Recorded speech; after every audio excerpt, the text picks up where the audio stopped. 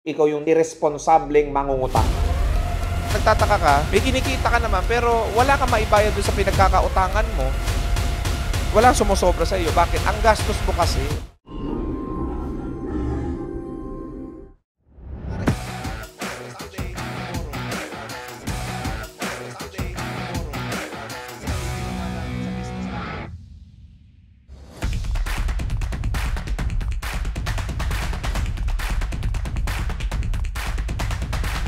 Tama lang po ba na magpautang ka sa mga customers mo? Yan ho ang nagiging cause of failure ng maraming negosyante. Yung tipong nagiging too much familiar na sa kanila yung mga customer nila. Tapos, dahil close na sila, dahil suki na sila, ipinapautang na nila yung customer nila. Tandaan nyo ho ito. Di baling lumiit po yung tubo po ninyo or yung kita ninyo kesa mawalan ka ng kita. Ibig sabihin, hanggat maaari, cash to cash basis po ang transaction po natin. Especially kung ikaw yung tipo ng negosyante na nagpapaikot ka lang ng puhunan. Hindi baling tiisin mo yung kaibigan mo. Hindi baling tiisin mo yung kamag-anak mo. Kesa naman bandang huli, tsaka kayo mag-aaway dahil sa pera. So kung kayang wag ka nang magpautang, yun ang gawin natin. Kasi napakahirap po niyan. Ang pinakamahirap po sa lahat, alam nyo kung ano, yung paniningil. Bakit mahirap maningil? Nakakahiya po kasi mag-approach sa tao. Uy, magbayad ka naman. Nakakahiya yun eh. Ugali nating mga Pilipino yan eh. So kung ikaw yung tipo ng taong nahihiya ka maningil, I suggest, wag ka nang magpautang. Kasi ang hirap po eh, pinaghihirapan natin yung tubo natin. Ilang porsyento lang? 10%,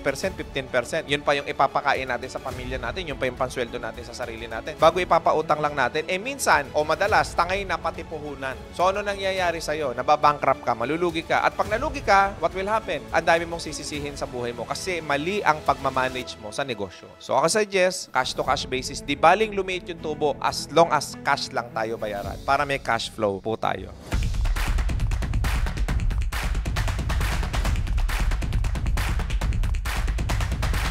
Pa-advise naman po, kaliwat kanan po utang ko. Ano po ba dapat kong gawin? Malaking problema to ngayon, yung utang. Marami sa inyo ang nalubog sa utang ngayong 2022. Or marami sa inyo, bago pa ang 2022 is lubog na talaga sa utang. Ano ba ang pinakamagandang paraan upang makalampas tayo doon sa utang? Number one na kailangan nyong gawin is kailangan nyo pong maghigpit ng bulsa sa pangsarili ninyo. Kasi minsan, kung sino pa yung may utang, kung sino pa yung lubog sa utang, siya pa yung magastos. Nagtataka ka, may kinikita ka naman pero wala kang maibayad doon sa pinagkakautangan mo. Walang sumusobra sa iyo. Bakit? Ang gastos mo kasi. So number one po talaga, huwag kayong maging magastos. Lalo na, may mga utang kayo, may mga responsibilidad kayong dapat bayaran. So unang-una, huwag kayong maging magastos. Tipirin nyo, magtipid kayo. Diba? Balik kayo doon sa old lifestyle ninyo. Pag matipid ka ngayon, may sosobra sa iyo pa konti-konti. Yung sosobra sa iyo pa konti-konti, kung hindi mo kayang mabayaran yung dapat na babayaran mo on a monthly basis, kausapin mo yung pinagkakautangan mo na magbabayad ka pero hanggang ganito lang. Hanggang ganito lang muna.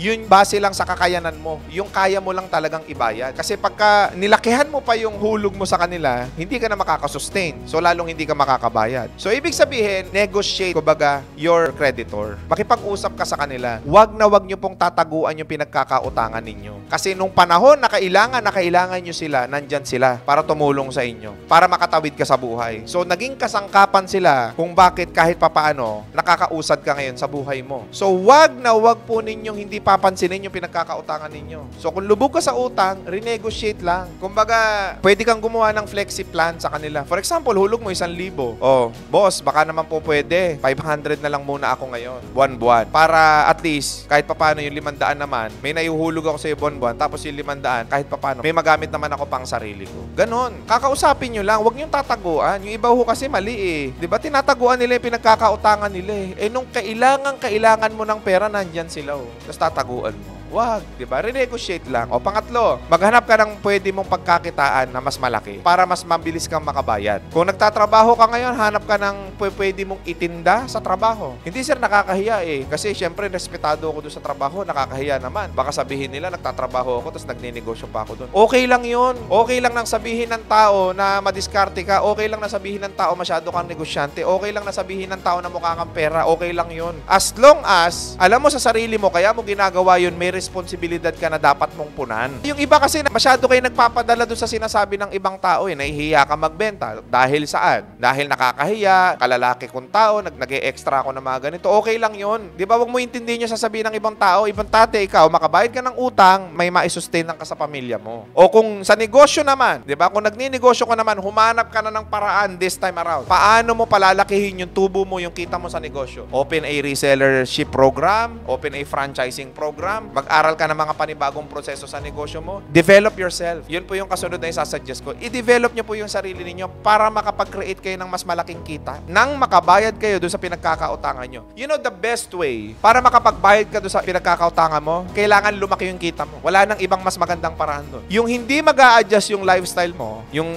mo stay put pa rin, pero yung kinikita mo sobrang laki na hindi mo na halos iniintindi, binabayaran mong utang, nababayaran mo na lang siya. So, paano mangyayari yon? Moving forward ka dapat sa buhay. You focus on productivity. Ang mahirap kasi sa maraming tao, kaya hindi kayo makabayad ng utang, unang-una, kaya kayo ini-stress ng pinagkakautangan nyo, kasi wala ka man lang sinasabi, hindi mo na sinasagot yung tawag nila, yung message nila, yung text nila. Sagutin mo, ito lang yung kaya ko. Then, moving forward ka na kagad. Punta ka na kagad doon sa papunta sa unahan, kung ano man yung magiging pag-uusapan ninyo. Ngayon, kung wala talaga, hindi talaga po pwede, hindi mo mababaan yung hulog, hindi talaga kaya, o ano pinakamaganda mong gawin? It's time to make more money, not spend more money. Marami kasi, pag na-stress katwiran, stress eating, stress shopping, stress outing, o lahat na lang may kaugnayan sa stress. Lahat ng pagkakagastusan mo may kaugnayan sa stress. Minsan hindi na stress yan. Ang tawag dyan, capriccio na. Hilig na lang yan. Diba? Tapos pag nagpunta sa mga beach, feeling blessed. Pero sa totoo lang, inutang niya lang yun. Lubog sa utang. Ang gulo diba? Hindi ko maintindihan, mga Pilipino, bakit ba ganyan? So, ibig sabihin, lakihan mo yung income mo. Paano mo lalakihan? Lalaki lang ang income mo kung focus ka sa negosyo mo, kung focus ka dun sa goal mo, kung focus ka dun sa trabaho mo. Doon lang lalaki. O, paano lalaki? O, isip ka ng pamamaraan, new learnings, discover new things. Tapos, invest. Hindi yung tagal-tagal na natin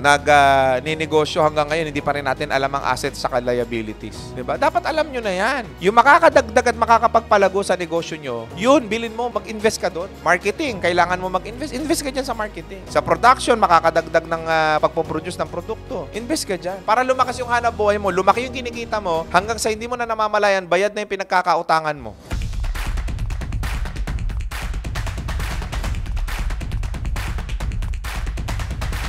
Sir, lubog na ako sa utang. Nako. Yung tubo ko po sa negosyo ko, di na po siya kasya panghulog sa daily ko na utang. Ano po bang dapat kong gawin, boss? Naku, napakalaking problema niyan, yung mga lubog na sa utang. So, ito lang yung kailangan yung gawin yan. Number 1, kung hindi na sapat yung inihuhulog mo doon sa pinagkakautangan mo, kausapin mo yung pinagkakautangan mo. I-negotiate mo. Diba? Anong ibig kong sabihin na i-negotiate mo? I-negotiate mo na mapababa mo muna yung hulog at this specific time and period para sa ganon, meron namang matira sa'yo para mabuhay ka. Pakiusapan lang yan. Yung iba kasi ang nangyayari, tinatakbuhan nyo yung pinagkakautangan nyo Iniiwasan ninyo, tinataguan ninyo. Mali. Bakit mo iiwasan? Bakit mo tataguan? Kumprontahin mo yan. Responsibilidad mo yung pinagkakautangan mo Tandaan mo, yung pinagkakautangan mo, isa lang naman ang gusto niyan mangyari sa buhay mo Makabayad ka kahit papaano. Ibig sabihin, i-negotiate mo, pwedeng mas maliit lang muna ang hulog ngayon. Diba? Pakiusapan mo sila. Para sa ganon, hindi ka naman maging irresponsableng mamamayan. So, pag napakiusapan mo na at napagbigyan ka, you make sure na yung pakiusap mo, kaya mo. Kasi marami dyan makikiusap, mangangako na magbabayad sa ganitong petsa, sa ganitong araw, tapos hindi magbabayad. Sisira sa usapan. Mali. Dapat, pag may usapan, may ganitong halaga, may ganitong petsa, dapat mababayaran mo. At the end of the day, kung lubog ka sa utang, kailangan mong gawin, number 1, maging masinop ka sa pera. Baka mamaya, ikaw yung tipo ng taong napakarami mong utang, pero napakalaki din ng gastos mo. Hindi na tama yan, di ba? So, ibig sabihin, kung yung pinagkakautangan mo, nagtitiis dahil nag-aantay ng bayad mo, ikaw dapat magtiis din. Di ba? Dahil ikaw ang may responsibilidad magbayad. Di ba? Pangalawa, magdagdag ka ng pagkakakitaan. Yan ang pinaka-best way. Kung dati, nagtatrabaho ka,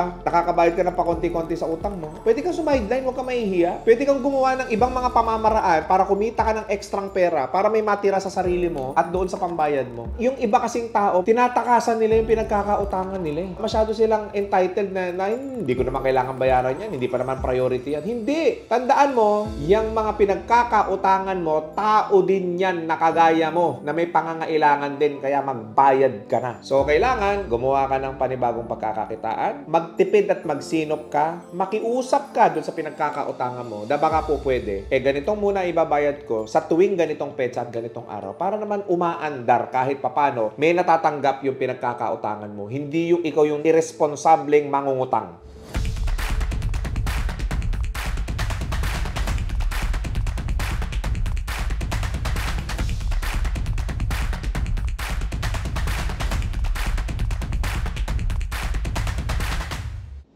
Pinaka-trending na business opportunity this year.